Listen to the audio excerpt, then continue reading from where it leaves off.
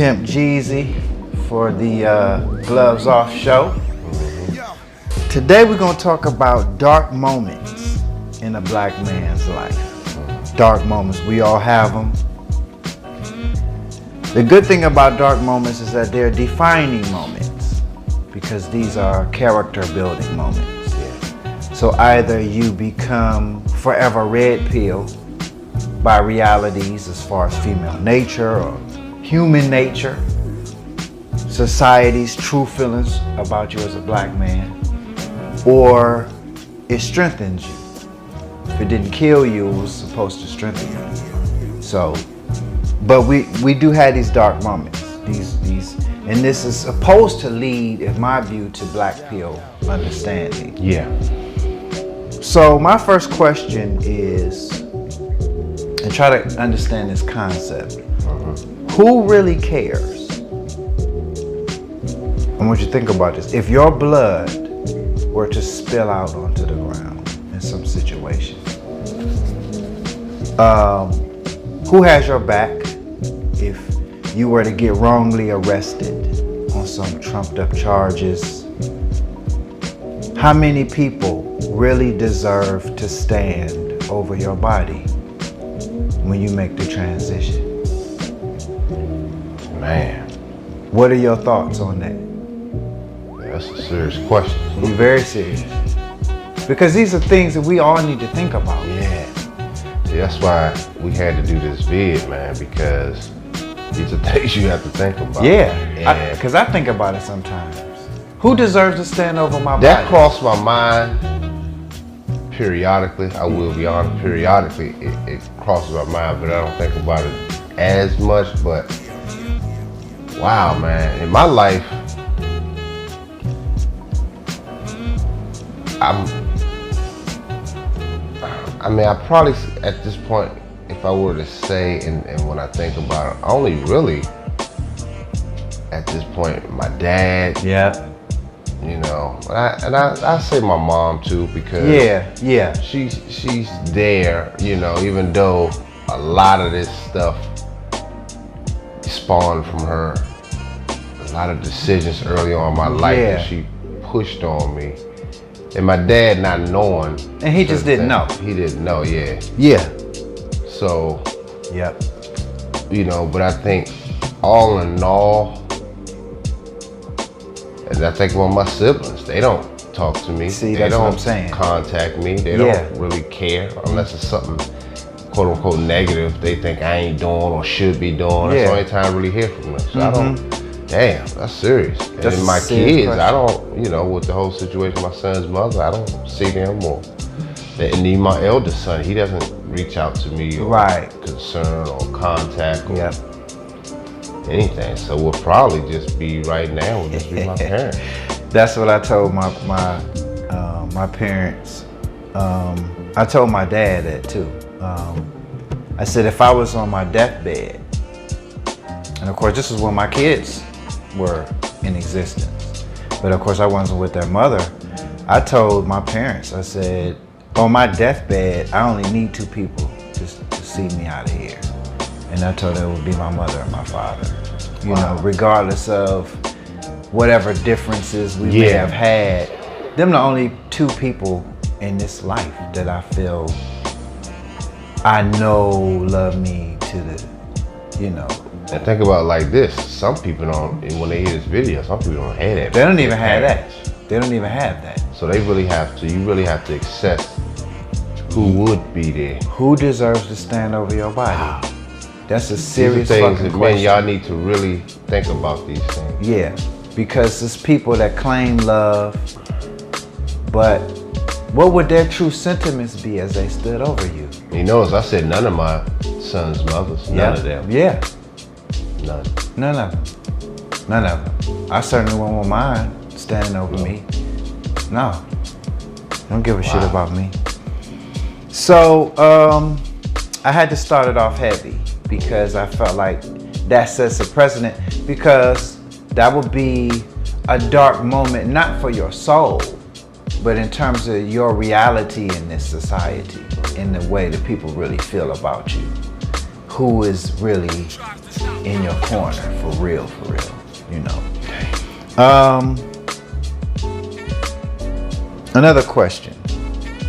What was one of your darkest moments or realities that hit you at the height of your beauty career? When you were fully staffed, you were balling, you were making the most money, everything was rolling. What was one of the darkest moments at the height? This is a dark moment. Really, is to me a black pill reality, where you came face to face with a black pill reality. So at the height of your career, you got money, you have status, you're an employer. What's one of those moments? It happened a couple of times in that situation, but well, really, first, I remember employing my whole staff, a group of people, and trained them and did all I can. And, you know, and I remember the checks I was writing to them and really took care of them for some years. And then to know that this whole group of staff, as I'm expanding, when I come to find out they all were trying to leave me and just pull the rug underneath my feet. And when I found that out, that was painful because I gave so much to them. They generally wanted to, as I'm expanding, I'm thinking they will be excited about that because they have more places to work, they can travel and work. They just became a part of me, and I gave my whole self and essence to make sure that they were taken care of. A lot of them didn't have not one client started working with me. One guy didn't have his license, but he couldn't even cut his way through a wet paper bag. I taught him.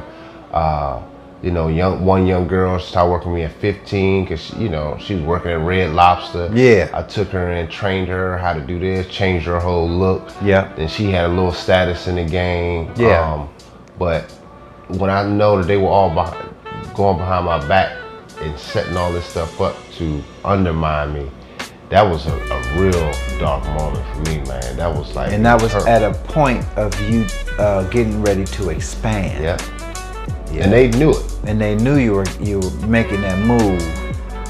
So you come back from trying to make a deal to expand. And that same couple days later, they was it half of your staff or something? Yeah, it was like half of them. More than half. They left, and nobody warned you. Not one person. No one person. And that was a real. I was like, how could they do that? Like, what was? And you were helping all of these people. All these people. One girl came in, single mother, 2 kids. I think she had 3. I think she had 3. Single mother from California.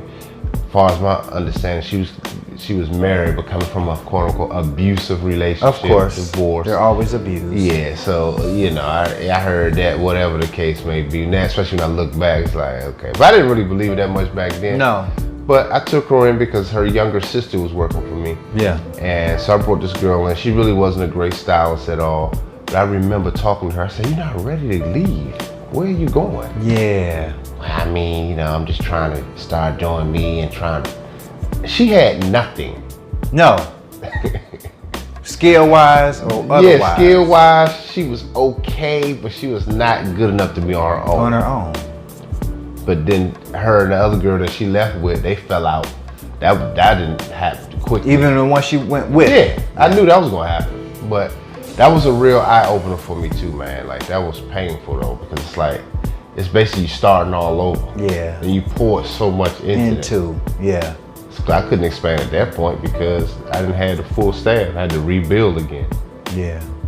It's a dark moment too when, even on an interpersonal level, when you realize that you care more about a woman's womb than she cares about it. And she's the one that has it. She don't even care about herself as much as you care about her. That's real. And that's the hurtful part. Like being around somebody that you love that's an alcoholic.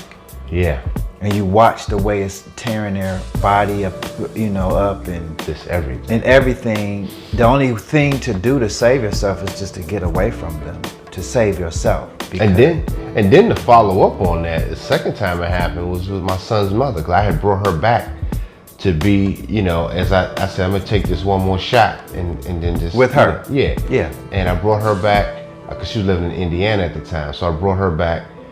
Business, still was kicking up again, but then she did the same thing. Like she wanted to destroy it all. Mm-hmm. And that's when I started drinking a lot, man. That's what I said. These are the dark moments many gonna say. I had got, because I always work out and stay fit. Sure. But I had like this big beer gut, and it wasn't me. And people were like, yo, what's happening? And it just wasn't, I didn't feel, I wasn't myself. No. I didn't want to go home because she made my home miserable. And I'm busting my ass every day. Yeah. To make sure she has, my family has. Right. She didn't have to work. Right. But, when I think back, that was painful. And you saw it.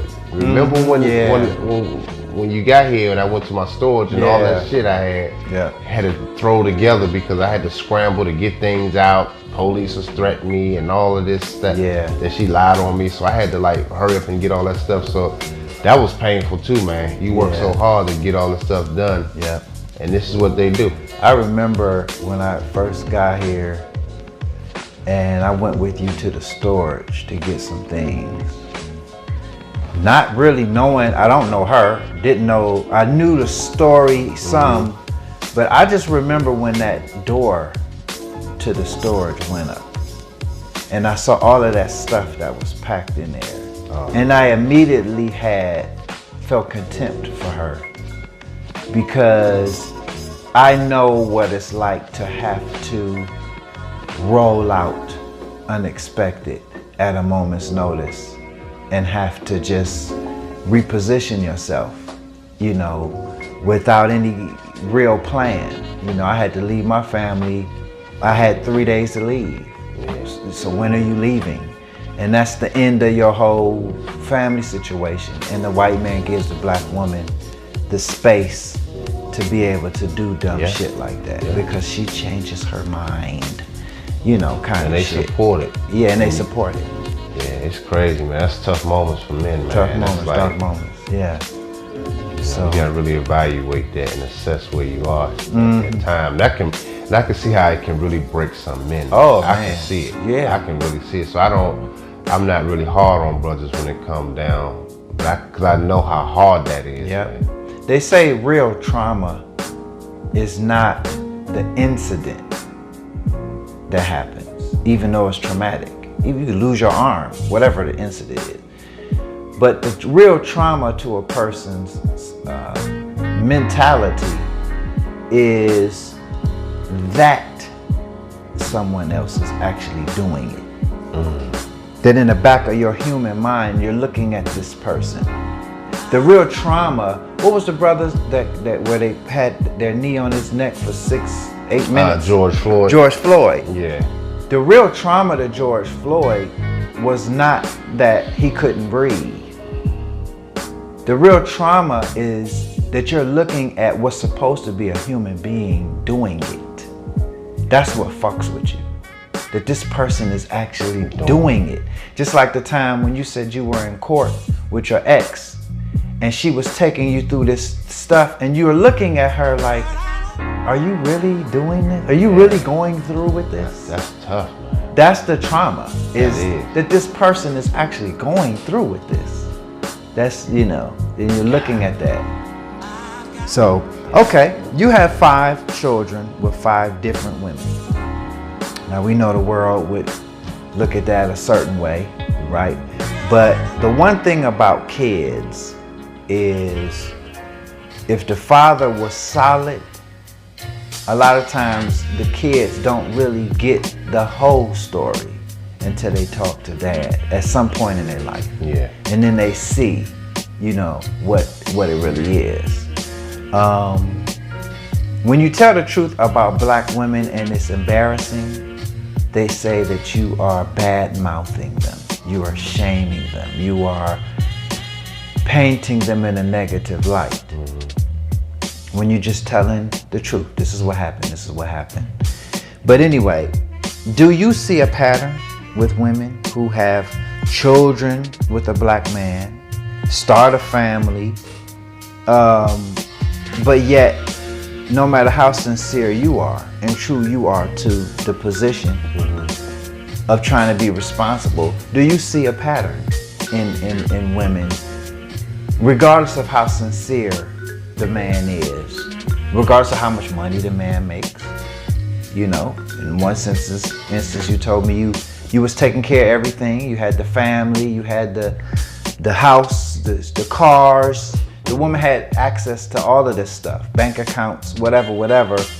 But still, it seems to be a running pattern with women in certain situations. What's your dark reality as far as is the pattern that you see with women? Man, it's crazy because when you said that, I forgot about times that, and I forgot to tell you about this since you've been here. One time my son's mother, the dark one I tell you about, she was stealing money out my account. I think I forgot to tell you about that incident. But she was using it. This is when she decided to leave me the first time. But she was still using it because she had access to my accounts when she was here. Yeah. But she was using money. Now, 'cause I remember one day she called me and said, "Oh yeah, hey, you know, I'm just gonna send you some money." I'm like, "Send me some money for what?" See, I didn't know. "Oh, I'm just gonna send you." I thought that was odd. That's why another thing, when women do certain things, you got to really ask yourself, because and that's sad to say, if they want to do a nice gesture, but you got to ask why they do it. Why? And that's sad. You got to really ask now. Yeah. And I remember saying, "Why you gonna send me some money? I'm good." You know, I'm like, I'm not. Oh, I just want, you know, 'cause I just wanted to do it for you. And this, come to find out, her butt was stealing money. 'Cause my bank had called me and said, "Are you making these purchases in Indiana? Like, it's all these buys." We just thought it was suspicious, you know. And you know, that was like early 2000s, so it wasn't as sophisticated as banking is now. Yes, it is, Yeah, but they called me and they were just asking me. They told me to come in and take a look at this and whatnot. So I went and took a look, and I was like, "Hold up!" And I asked, "Were you taking this money?" "Oh yeah, because I just needed some money, and I needed for this and that." I said, "Why didn't you just tell me? You're stealing." Yeah. Now I could have got charges on her. Yeah. Like she did me. Like she did you. And then she watched this video. That tells you right there that you know you could have. I could have did that to you. They even asked me. Yeah. You know, you didn't give her permission. You can. This is a federal charge. Right. She's using your accounts. And she used quite a bit of money. Yeah. You see what I'm saying? So when you think about that and all the stuff that you have done for these women, you really have to assess really where they at. Yeah. You know, It's with true. you in regards to you. It's Why true. are they even there? Yeah. Even when everything's cowsy. Yeah. You know, and like I said a while back in the video, where tax season came around, my ex and I hadn't worked that year, so she pawns my son's Social Security to the nearest bidder, which was her auntie, who owed back school loans and shit, even though she's in her career. But you know, these school loans follow these motherfuckers. Yeah. But she because of that, it would affect her return. Yeah. But if she had dependents, then it could secure a greater return. My son's probably to date never spent one night over their house, her aunt and grandmother, and they live right around the fucking corner, like 2 blocks away. Damn. Right around the fucking corner, and never spent one. But they get to use my sons. I created them. She didn't fucking create them. She wasn't even going to have my second child. She was going to abort him, and told me, I guess at the last minute she decided not to. Well, I guess, you know, he could be useful in such, That's what it was. economic It probably times. was more of that than anything. Once she realized that you were gone, like you not. Yeah, I'm she not. Can't change you. Not at all. Right. And so that's how they look at, and that's another young black male. That's the young black male, and they can feel that. We don't give the proper intellectual capacity to kids. They could feel. Yeah, they may not be able to express it. They may not be able to express but they it, definitely but they can. can I believe feel. that. They know that I love them more than her. They know it. They know it. They know it. The sleepiness of my boys when we're together, to the point of snoring, slobbing. They know when they're safe. They know it.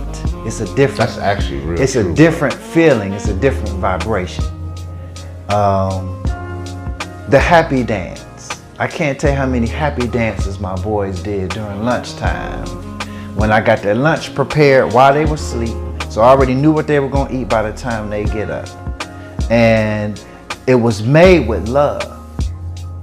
So they was eating and they'd be gyrating and dancing while they eat. That happened so many times. I got it on camera. Yeah. You see the happy dance. That's love. It's a different, you know what I'm saying? Yeah, that's true.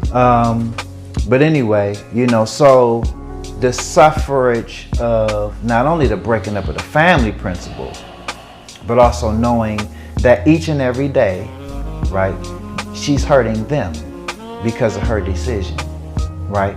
Because what they need, what kids need more than anything, is the yin and yang principle that created them and procreated them. That's what they need. But, in this society, she doesn't have to play her role. She does not have to play her yin principle in the situation. She don't have to. And with my 5 sons' mother, I probably had to do a separate video on that, just explaining each situation and just tell it like it is. Right. But all of those situations, they decided to leave. Yes. Yes. So people try to say, yeah, you're the common denominator. That's not, I've always stayed who I was. Yep, I always was that way too. Always was the same. So they all did the same. They decided to break all up. of them did the same. And they say in the black community, 80%, probably more of that, of divorces is filed by women. Yeah, it's so more. it's black women that's breaking up the families. Yeah. And that's a tradition from slavery. We understand. And it's something I remember Jason Black and Kevin Samuels had mentioned, that's part of the wealth, breaking up their family. So if that nucleus is broken up, you're killing your wealth, your generations. Yes, you are. So, but when you really, the irony of it all is that when you really think about it, that's really key for the system and the program, that the black woman stays in that slave mindset. Yes. Because if it's like you said, it's probably higher. It's probably like almost 90%. Probably. She breaks up the family. Absolutely. So that's why we'll never have anything. But they keep saying the man ain't build nothing, he ain't. Right. But look how you destroying your communities and your family. And they always talk about their degrees and how much money they're making. They've got it going on. And my whole thing is, you recently did some research on the net worth of a single parent black mother versus a single parent white mother. What did you find again? Do you remember? I can't remember the exact number, but it was significantly lower than the single parent white mother. Yeah. Because I think the white mother was like 35,000. Yeah, that was her like net worth. Yeah, and the black woman was like very low. Like, was it $5 or some shit? I mean, her net worth. No, it was $5. Yeah, $5,000. But it was something like that. 5,000, single digits in the thousands. I know that. Yeah, versus 35. Yeah, it was crazy. So I'm saying this is where we. And she's doing it to herself. There's never a greater assurance of poverty than a single parent mother.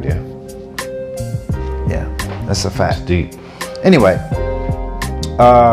you are a very giving gentleman. You have helped many people, as you said, even get their careers off the ground, as you said. What have you learned about human nature with respect to being a successful black man in your community? What have you learned about human nature with respect to that Harriet Tubman spirit that you have to try to help people from a position of need to a position of abundance. How do they repay you? What have you learned about human nature, especially dealing with your own people? There's something that I always talk to you about, like yesterday. This is a plug for the pimp guy, but this shirt, I felt really good wearing this last night. Oh, the Keefiest gang. The Keefiest shirt, and I always say that you have to be that. You have to be it. There's a difference in just buying this shirt. Yeah. And just say I'm gonna support. I always talk about that, but that's most of the mentality of human nature. People don't see themselves. They don't see themselves as that. So you actually, like Napoleon Hill's book, the Interview with the Devil. Yeah. He said 98%. Yeah. He got 9, and that stays with me because I'm looking at it, and there's some truth to that. People are really just programs, man. Like they don't have a mind of their own at all. They don't. And when you speaking to the average person, you got to keep that in mind. Even people that's quote unquote sort of be red pill and this and that. Yeah. But how do they truly see themselves? That's right. Or they just have this knowledge on game. Yeah. You know, you can have all that, but how do you really see yourself? Yourself. Like they can see the shirt and they can say that's fly, right? But do you see yourself as a king? Because if you do, then it'll resonate with you. But if you really don't, for real, then it's just a nice shirt. Yeah, I'm supporting. Yeah, let me get a shirt from the brother. Large. Yeah, from the brother. You know, Yeah, but medium large. yeah.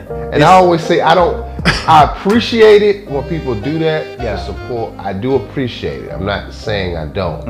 But I always say where we are, being who we are. Yeah. There is a difference. Right. Because we are that. Yeah, we are that. People trying to buy. Yes. Like we see people in the Gucci line and the Louis Vuitton line. And 98% of the people in line are not Gucci and they are not Louis Vuitton in terms of what that idea is supposed to represent. In fact, it happened to you when you wear your off-whites. Yeah. The dude came into the store, the Asian dude was like, man, how you got yours looking like that? Right. But that's what I'm saying, because same shoe. You got the same shoe. But it stands out on you because that's you. Yes, it is me. He said that. He walks into Zara. He walks up to my feet, staring at my feet, Asian dude. He said, man, I got them same shoes. He said, I was just standing behind you in line at 7-Eleven. And he said, and I was looking at your feet. He said, I got the same ones. He said, but for some reason on your feet, they look so much fresher. So then he stares at my feet to try to see how I laced them, how I did it. And he said, oh, I see what you did. You tied the knot behind the tongue so that the tongue will sit up. And it's that whole thing. Even if he tried, it's not gonna be fly. It's just not, yeah. But it's corny on him. Yeah, right. Yeah. It'll be just a tongue sticking up. Right. Maybe he forgot to tie it or some shit. Whereas it's intentional, when you're doing it on purpose. All of my shoes, if I showed them, they tied a certain kind of way. Right. You know what I'm saying? Because it gives off a certain look. But it gotta be you. It's gotta be you. Okay, dark moments in the black man's life. Malcolm X once said, the base nature of all women is vanity. He didn't say the base nature of all women is love. But if you leave it up to women, that's what they'll try to come off as. Right. He didn't say it was empathy. Because we know from experience, a lot of times women in this society anyway, they lack empathy. They do things, but they don't care about how it makes you feel. Women don't, none of the women that you've been with in terms of having children had empathy. They never cared about how what they're doing makes you feel. No. Because nobody gives a fuck about how we feel about shit. But he said the base nature of all women is vanity. And all the pussy that you've gotten, the relationships that you've had, and broken families that you've had to suffer from. How has most women's vanity played out in your interactions with women? Because you've dealt with foreign women, you've dealt with white women, you've dealt with all kinds of women, Asian, you know what I'm saying? You had a smorgasbord of females, especially in your career. How has vanity often played, their vanity, the feminine vanity principle played itself out in your relationship? Well, it's something that we always talk about, how I notice there's different levels of it, but when I dealt with foreign, I think I had talked to B Jess about it too, the foreign and white women. Yeah. When you are unapologetic, a masculine black man in particular, I mean, and you treat every woman the same. That's right. See, a lot of black men don't. No, they don't. Let's keep it real. They treat their favor. They'd be happy to have a white woman. And I understand they want a little femininity. I do get it, but I'm saying when you are unapologetically a black man in your purpose, all of them you have to treat the same. Yeah. And I noticed that I start with my children's moms. They only have a limited time because it has to be about them. Yes, that's the vanity. They'll fake it a while, but then eventually they like, this ain't, he's not acquiescing. It's me though, it's always me. Yes, of course. And sometimes I say, well, maybe it is me, meaning I'm not changing. No. This is who I am. No. You know, they attracted to it. They are. But they're programming, like one of my clients told you, once they realize, because they have another agenda with you. Women want what they can have. Yeah. But when they realize that they really can't have it, that's when the problem occurs. Yeah, they literally just check out, man. They check out. And I was telling you the other day how a lot of the white women I used to deal with, and some of the Asian women I used to deal with, they were cool, and I never had no drama per se with them, but I will say this, that they was subtly disappear, fade out.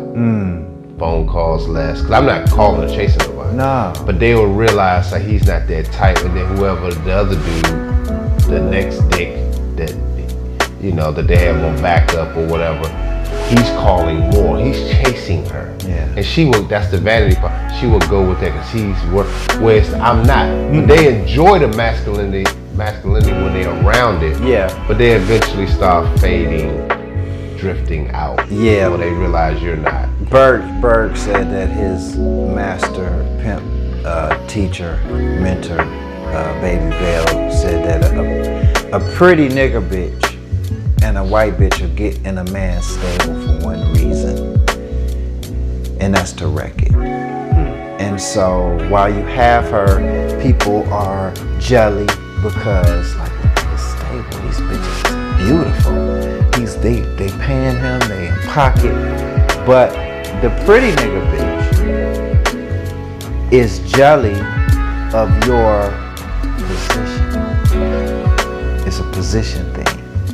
The queen on the black side of the chessboard wants to switch places with the king.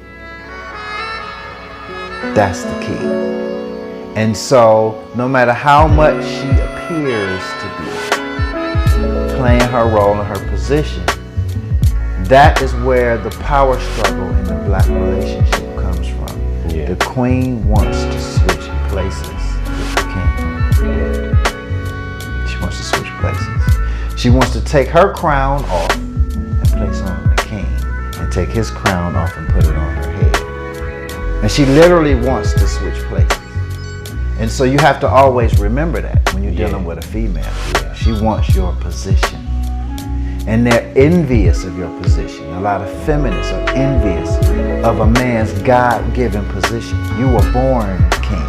That's why they say we equal. No, we're not. No.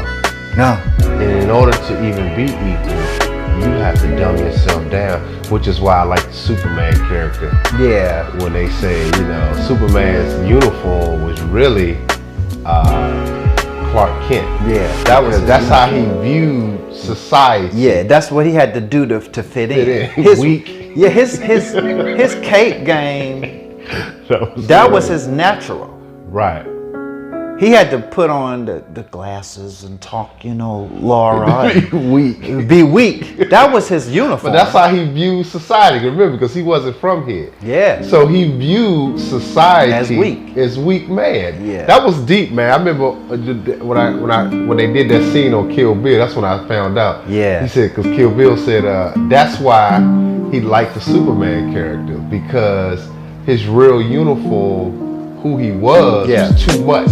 Yeah. It was just too much. He's soaring. Yeah. And he can do it. Nobody can do what he do. Strong. Right. Yep. He was a boss, like alpha, like God. He was a God. He was a God. Yeah. But that was too much. So his view of society and man and how to fit into society was his uniform of Clark Kent, weak, couldn't make a decision. Remember, he was just fumbling shit. Stumbling over his words. Like, I never thought about it like that. And this is what most females, going back to vanity, this is what they choose in men. Yep. They want to be superior to Clark. They want to be superior to him. And so, like in my instance, when my ex was arguing with me about something, and out of nowhere she says, "You're not better than me." Right. You know. And I just told her the truth. I said, I'm better than you. I said, I'm superior to you. I'm not this society. I'm above you. I'm smarter than you. I'm better than you. And then I ended it with, I am better than you. And I said it real calm, and she just sat there, just taking it in. She never said anything. And the crazy part about it, as I told my boy about this, just came to visit me from Cleveland. He said the crazy part about that incident is she knew that you were telling the truth. Yeah, that's what I'm saying. She knew that you were superior to her. She knows that. The only thing she has left is to choose her honey. Yeah. Her honey. In the system. Yeah, but it's got to be somebody that fits inside of a gynocracy. That's it. My dick is too big. It's just too, and it's curved. So it's just not gonna fit, guys. But that is what it is. We'll probably do a part 2. Yeah, cause I think. Yeah, well, we can end it because that was my last question. That was the last one. Okay, but this was dark moments in the black man's life. Yeah. Peace out, y'all. All right, peace.